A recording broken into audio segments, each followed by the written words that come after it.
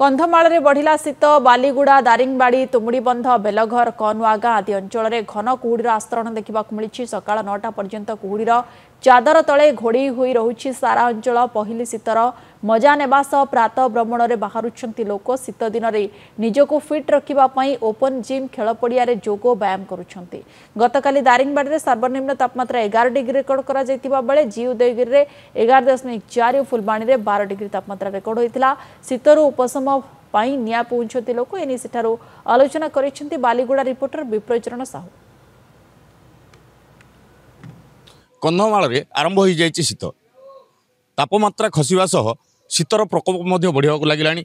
घन कुहुड़ीर आस्तरण सारा अंचल में देखा मिलूँ। ये शीतर मजा नौ सहरवासी किंतु गरीब गुरुबांग ए शीत ए कष्ट साध्य है। बर्तमान बालीगुड़ा अंचल में 4 दिन धरी शीत लगे। ये शीत को सह्य नक बर्तमान लोक निआर आश्रय ने सीधा सड़क आलोचना करवा। आम बर्तमान बालीगुड़ा सहर डाक बंगला छकरे अच्छु किसी लोक अच्छा शीतरु टी उपशम पाइबा निआर आश्रय नहीं। सीधा सड़क आलोचना करवा कौन कहे बर्तमान शीत आरंभ हो गला। गत 3-4 दिन धरिक तापमात्रा खसला। या भितर आपण मैंने बर्तमान चा दुकान में आसिक रोच चा पीऊँ शीतुआ सकाल निआर आश्रय ने ये शीत को केमती देख। ये हूँ प्रकृति अरण्य भरा कंधमाल जिला। आज प्रकृति राणी तार धवल चादर घेरी तार शीत प्रकोप जाहिर रखी। ये तो प्रकृतिर नियम किंतु आज आमर अंचलवासी यही शीत दाउर रक्षा पाइबापी स्थाने स्थाने निआर आवश्यकता कर। चाहा दुकान मानक आसर जमिला एवं आभ्यंतर अंचल लोक मैंने बहुत कष्टदायक जीविका निर्माण मान बंचुंट। जहाँ शीतर जो कंधमाल जो शीतर रही सी निजर प्रतिक्रिया रखुले। जड़े कर्मजीवी अच्छा कौन कहे सकालू सकालू आपण मैंने आसुँच कम करने ये थंडा केते कष्ट लगुच आपन को? एटा हूँ परंपरार शीतटा कंधमाल को आमर आसी। आम बहुत कष्ट हो गरीब लोक मैंने निआपिया पाचु। तेणुक आम बेसी कष्ट हो गरीब लोक मान कौन करूँ शीत तो बेसी बढ़ी बढ़ी जाऊँगी।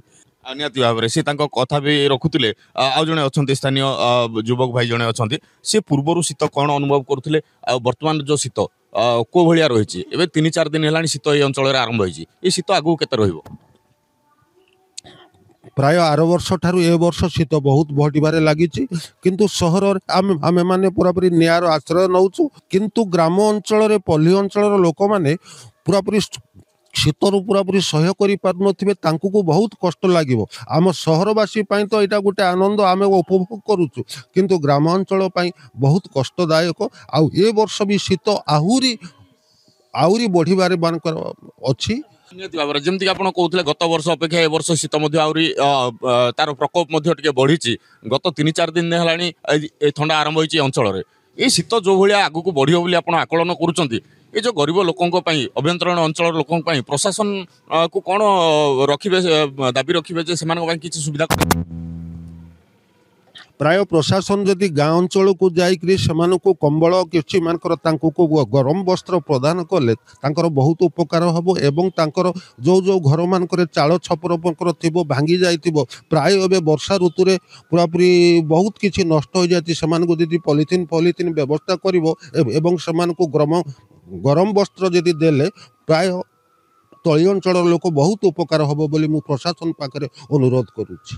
निहती भाव में स्थानीय लोक जो अच्छा विभिन्न वर्गर लोक निज निजर प्रतिक्रिया रखुले। ए शीत किछि दिन हवा बालीगुड़ा आरंभ होती सत किंतु ए शीतर प्रकोप धीरे धीरे बढ़िया लगी। आगामी दिन में ए शीतर प्रकोप आहरी बढ़िया बोली आशा करा कहवा जहाँ पाणीपागर सूचना रही। गतकाली कंधमाल दारिंगबाड़ी सर्वनिम्न तापमात्रा 11 डिग्री रेकर्ड कर सेमती फुलवाणी में 12 डिग्री थिला एवं जी उदयगिरी में 11.4 डिग्री थिला। ये दिनक दिन जो पारद तलमुआ होउची अंचल में शीतर प्रकोप बढ़िबार लगी। बालीगुड़ारू विप्रचरण साहू, नंदीघोष टीवी।